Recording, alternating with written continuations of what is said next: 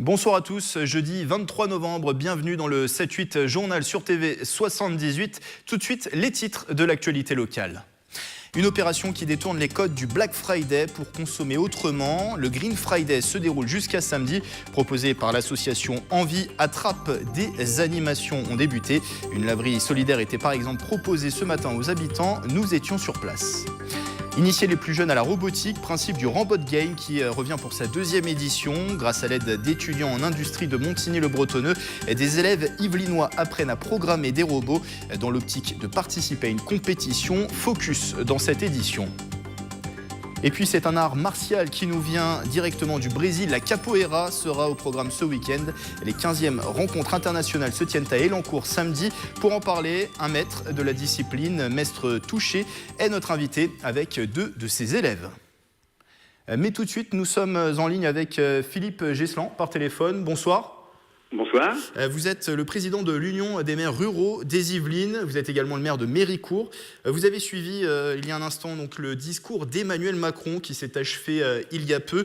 Le président de la République s'est exprimé devant les élus locaux en clôture du 100e congrès des maires de France. C'était à Paris. Emmanuel Macron a abordé de nombreux sujets. Bien sûr, il a tenté de rassurer les élus. Principale annonce, le président de la République a annoncé une refonte totale de la fiscalité locale au niveau régional, départementale et également communale. Les travaux seront remis fin 2018, mis en œuvre en 2020. C'est une refonte nécessaire pour vous, cette fiscalité locale? Il fallait la réformer? Oui, je pense qu'on avait besoin de réformer cette fiscalité pour redonner aux communes une certaine autonomie et puis une certaine vision, puisqu'on va vers la suppression comme il l'a annoncé, de la taxe d'habitation, non plus pour 80, mais peut-être pour 100% des Français. Effectivement, en partant du principe que la taxe était injuste, on aura besoin d'instaurer un impôt beaucoup plus juste, mais qui permette de laisser de l'autonomie à nos communes. Vous parlez justement de la taxe d'habitation, ça sera l'une des premières étapes de cette refonte, la suppression de cette taxe d'habitation pour les ménages. C'est un levier de moins pour les communes. Emmanuel Macron a rappelé néanmoins que cette suppression serait compensée en intégralité, donc 10 milliards d'euros financés par des économies de l'État. Est-ce que vous êtes rassuré par cette annonce, cette compensation annoncée par le président de la République ? Pour rassurer, l'État nous a déjà fait le coup à plusieurs reprises. Moi, j'entends ce que dit le président. J'aurais tendance à vouloir lui faire confiance, mais... C'est peut-être un écran de fumée, selon vous ? Pardon ? C'est peut-être un écran de fumée, pour vous ? J'espère qu'il tiendra ses promesses. Moi, ce qui m'inquiète, c'est l'alternance politique. Je pense que le président Macron tiendra ses promesses jusqu'à la fin de son mandat, mais lorsqu'il y aura alternance, on pourra revenir dessus. Moi, j'aurais préféré je souhaiterais que ce soit inscrit dans le marbre, de manière à ce que les communes, en général, aient une visibilité à très long terme. Parce qu'aujourd'hui, c'est ce qui nous pose problème. Des projets, on en a plein, on peut trouver des solutions, mais n'ayant pas de visibilité, on n'ose plus aujourd'hui lancer nos projets. Merci Philippe Geslan d'avoir été avec nous. Je le rappelle, vous êtes le président de l'Union des maires ruraux des Yvelines. Je vous en prie, merci à vous. Au revoir. Au revoir. Dans l'actualité également, la mobilisation des agents techniques du conseil départemental. Ils contestent le souhait de la collectivité d'externaliser ses missions de restauration et d'entretien des collèges. Autrement dit, les Yvelines ne géreraient plus directement ces missions. Les agents craignent pour leur avenir. 800 personnes seraient concernées selon la CGT et FO. Une heure de grève a donc été observée jeudi dernier. Et ce midi, autant de restauration dans les collèges. Une nouvelle heure de débrayage est également prévue jeudi prochain. Propos recueillis par Nicolas Dandry. Si on passe au privé, il y a une partie des fonds publics qui vont se volatiliser finalement pour verser des dividendes à des actionnaires. Alors qu'on sait qu'il y a des besoins de renfort de moyens, d'outils, de nombre de couverts, de qualité de produits. S'ils veulent investir pour améliorer, ils peuvent le faire. On a les moyens dans ce département. Il faut qu'ils arrêtent de nous raconter l'inverse. L'explication sur le papier, c'est améliorer la qualité des repas, améliorer la qualité des services, être sur du développement durable. Mais on est pour tout ça en plus. Ça correspond à strictement rien. Faire des circuits courts, du bio, améliorer la qualité du repas dans les cantines, éviter le gaspillage alimentaire, on peut le faire. On sait le faire dans un service public. Privatiser, ce n'est pas la réponse à ces questions-là.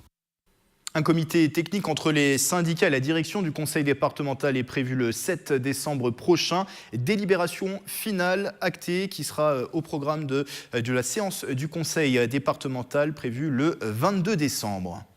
Je vous en parlais dans les titres. Aujourd'hui a débuté le Green Friday, une opération qui contre le Black Friday où des promotions sont proposées lors du dernier week-end de novembre. Le Green Friday apporte une réflexion sur l'économie d'usage, montrer que d'autres modes de consommation existent. C'est organisé par le réseau Envie, comme ici à sa boutique de Trappes. Elle proposait ce matin une laverie solidaire. Explication au micro de Mélanie Poquet. Cette laverie éphémère, elle a pour vocation de faire réfléchir sur ces sujets-là. Les gens viennent quand ils veulent sur 3 jours. C'est le Green Friday, mais on a élargi un petit peu parce que notre action mérite bien 3 jours pour faire passer nos messages. Donc jeudi, vendredi et samedi, sur les horaires d'ouverture du magasin entre 10h et 19h, les gens viennent en libre service. S'ils veulent amener leur linge pour le laver ou le faire sécher, ils sont bienvenus. Et pendant ce temps-là, on leur propose un parcours d'animation qui explique à la fois notre travail de réparation, donc en faveur de l'économie circulaire, et puis notre travail d'insertion professionnelle. D'autres animations sont au programme jusqu'à samedi au magasin Envie de Trappes. Et demain, vendredi, l'eurodéputé Pascal Durand sera de passage dans cette boutique yvelinoise. On accueille sur ce plateau une invitée, Joséphine Coleman-Berger. Bonsoir. Bonsoir. Vous êtes la maire de Plaisir. Alors, votre ville a mis en place un projet intergénérationnel. Objectif affiché, lutter contre l'isolement et privilégier le partage, la tolérance et l'entraide. On va voir ce que ça veut dire concrètement dans un instant, car des actions ont été votées le mois dernier en conseil municipal. Pourquoi le lien intergénérationnel est-il une priorité pour la ville de Plaisir ? Ça nous semble fondamental aujourd'hui parce qu'on se rend compte qu'on vit de façon un peu sectorisée. Et il nous semblait que dans cette démarche citoyenne, parce que j'appelle ça une démarche citoyenne, eh bien, il était important qu'on puisse réunir et apprendre à faire se connaître différents âges de la population. Chaque génération peut apporter à une autre quelque chose ? Exactement, et même des choses très très intéressantes et très structurantes. Alors, des actions concrètes ont été votées en conseil municipal le 18 octobre dernier, des actions qui ont été le fruit en fait, d'un long processus. Il y a d'abord eu un diagnostic établi, ça c'était au printemps dernier. C'est ça, il y a eu 4 mois à peu près de diagnostic avec tous les partenaires qui existaient déjà sur le territoire de Plaisir, des partenaires associatifs, mais également des choses un petit peu plus institutionnelles. 200 partenaires, je crois, à peu près. Oui, exactement, et qui ont travaillé ensemble pour déjà faire un diagnostic de qu'est-ce que c'est que l'intergénérationnalité sur Plaisir, mais aussi ailleurs, parce que je dirais que c'est une étude qui peut être un petit peu générale.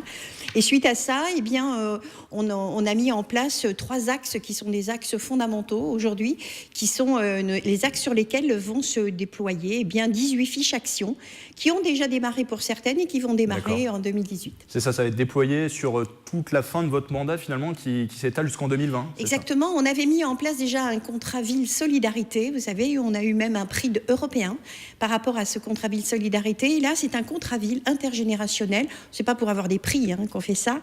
C'est bien sûr pour que justement les générations puissent se rencontrer sur des choses très concrètes.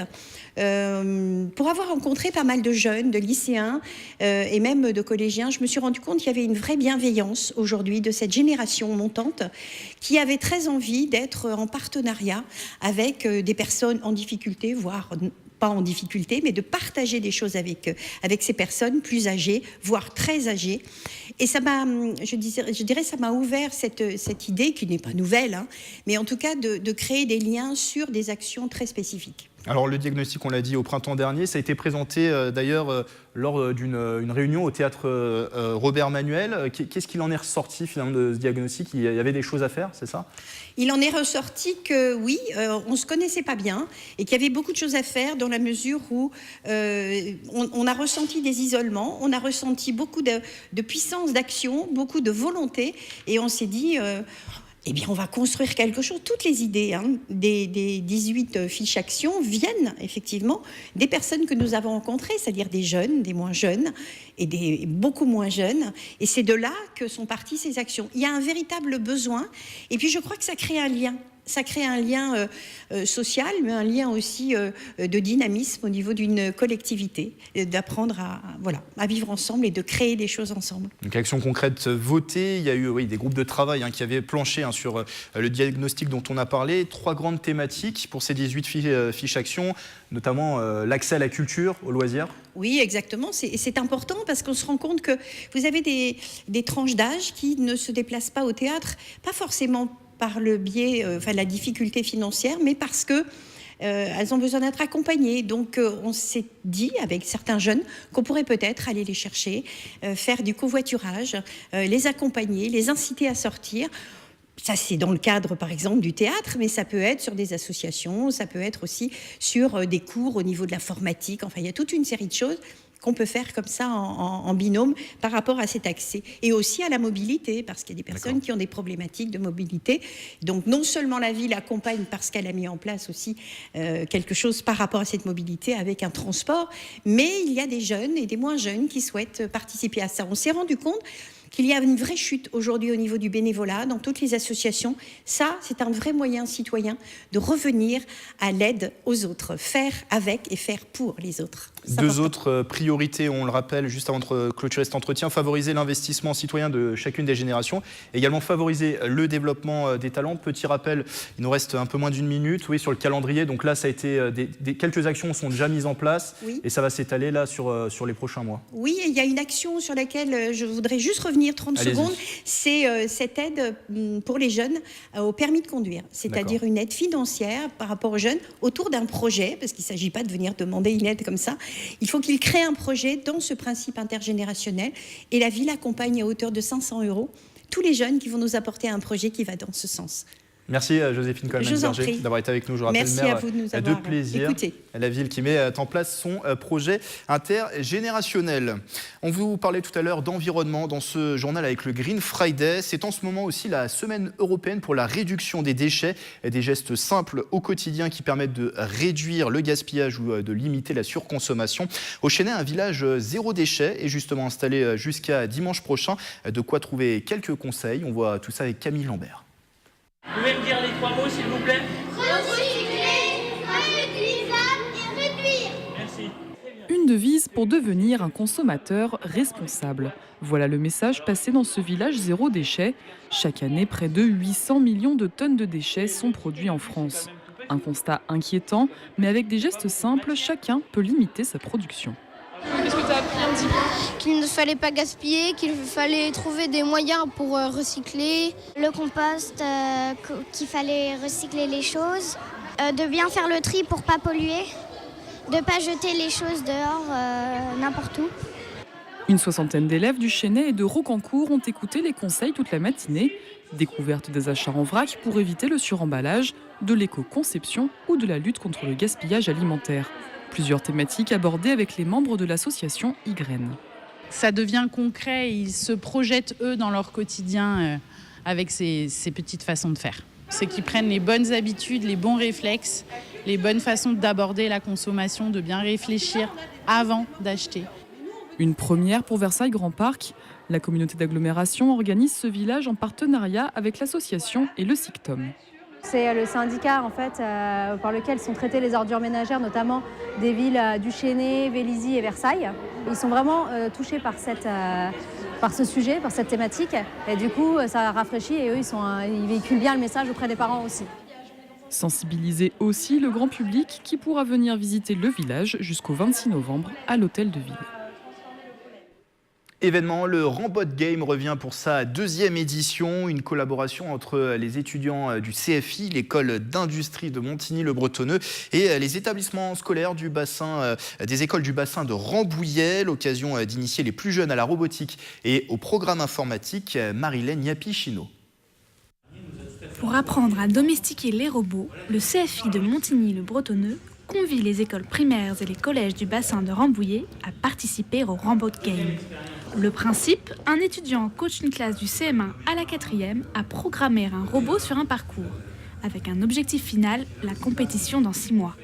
c'est d'amener les étudiants à communiquer une passion, pas seulement à travailler à de la programmation, du codage, de l'organisation et de l'utilisation de robots, mais aussi à considérer l'environnement de ces robots.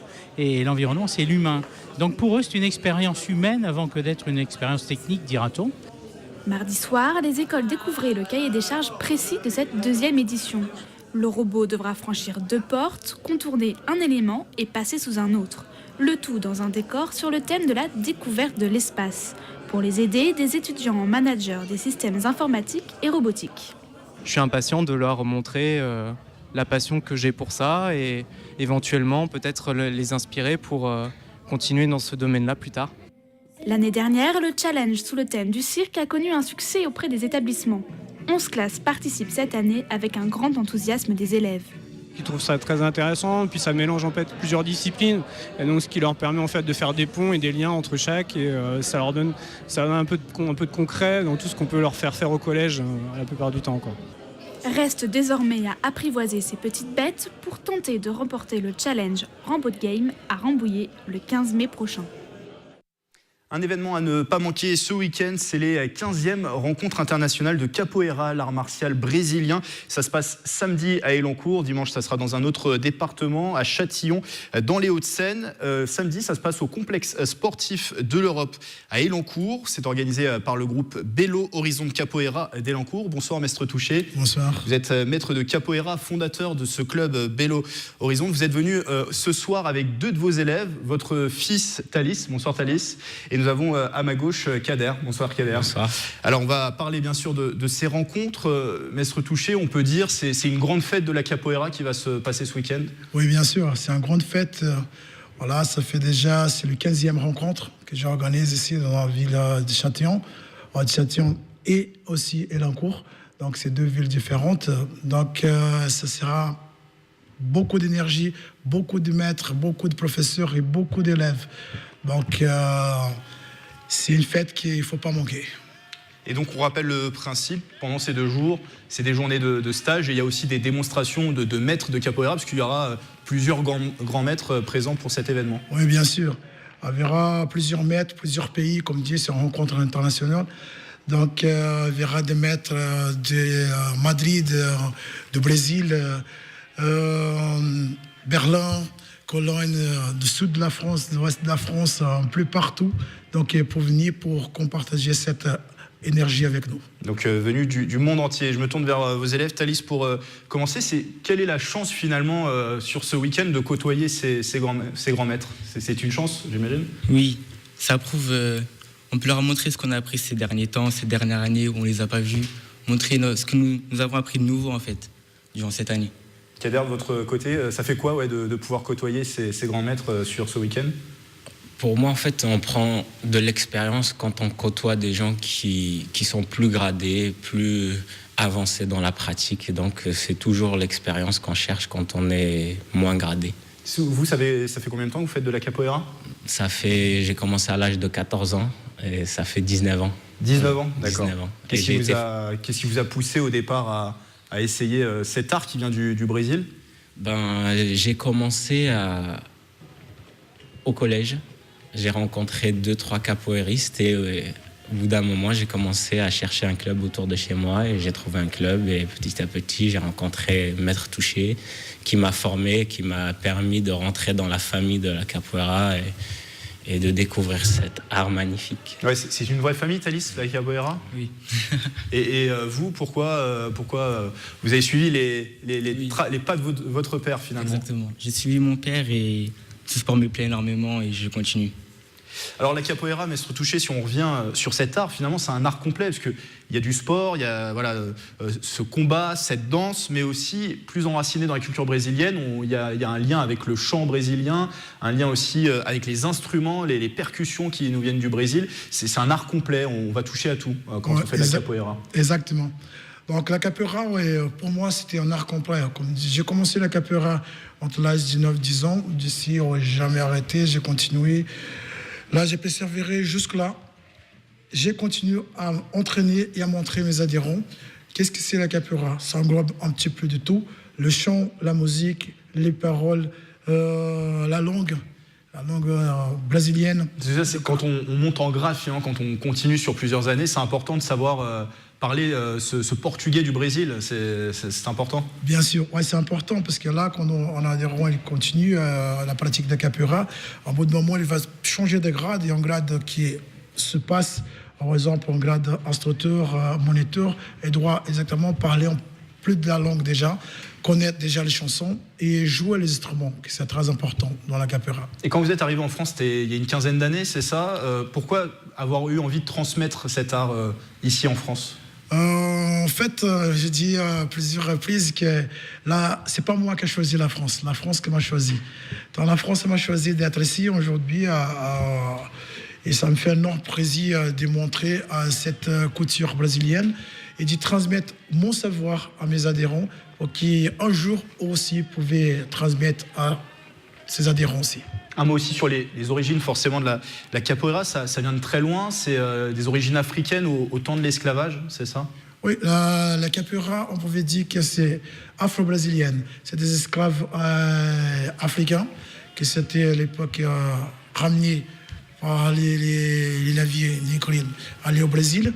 Et donc là-bas, ça naît, c'est fait une descendance des esclaves qui ont créé la capoeira au Brésil. Et c'est une manière de pouvoir s'entraîner sans être menacé de représailles, c'est ça? Parce qu'on se battait pas vraiment, c'était un entraînement au combat, mais voilà, il n'y avait pas, ça pouvait le faire ça permettait de le faire de manière cachée, non? Ouais, en fait, la capoeira, c'était quoi? C'est déguisé en danse. Parce qu'on pouvait, les esclaves ne pouvaient pas le montrer, les patrons, qu'est-ce qui était un art martial. Donc là, c'est déguisé en danse.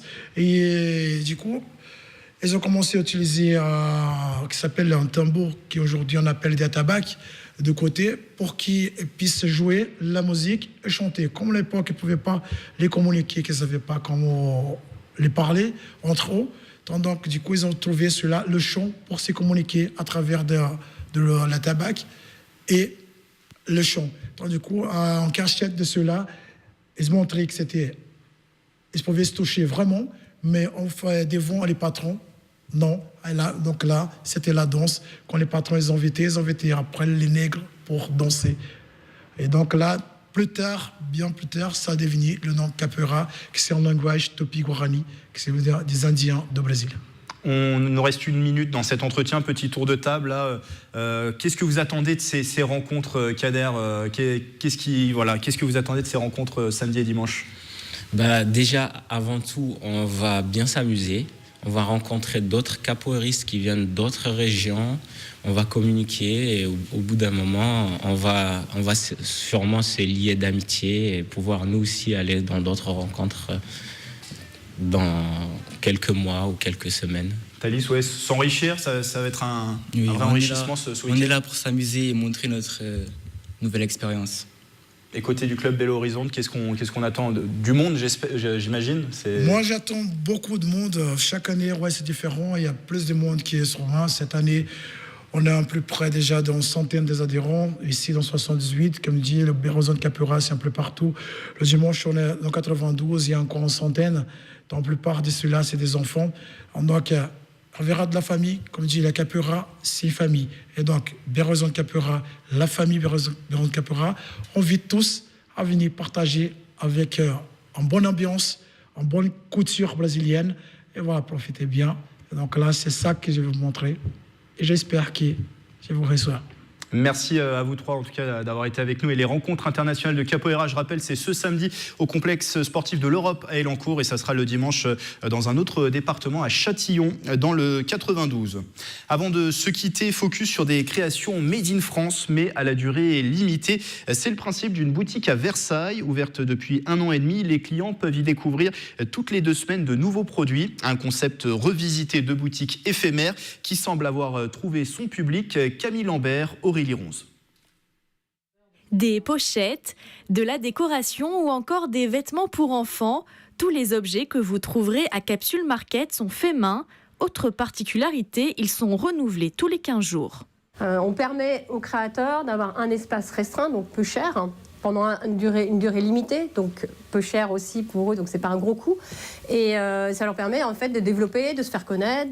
Depuis son lancement, la boutique a accueilli 250 créateurs, un concept qui les séduit. Moi, je suis jeune créatrice, je vends principalement sur Internet. Et donc là, le fait d'être en boutique, de rencontrer ses clients, voilà, c'est une chance énorme qu'elle nous offre. Moi, je crée dans mon appartement, donc c'est vraiment une opportunité de pouvoir le présenter au public. Et puis, voilà, de rencontrer sa clientèle, de rencontrer d'autres créateurs. En plus des créations que vous pouvez trouver ici, Capsule Market propose également des expositions.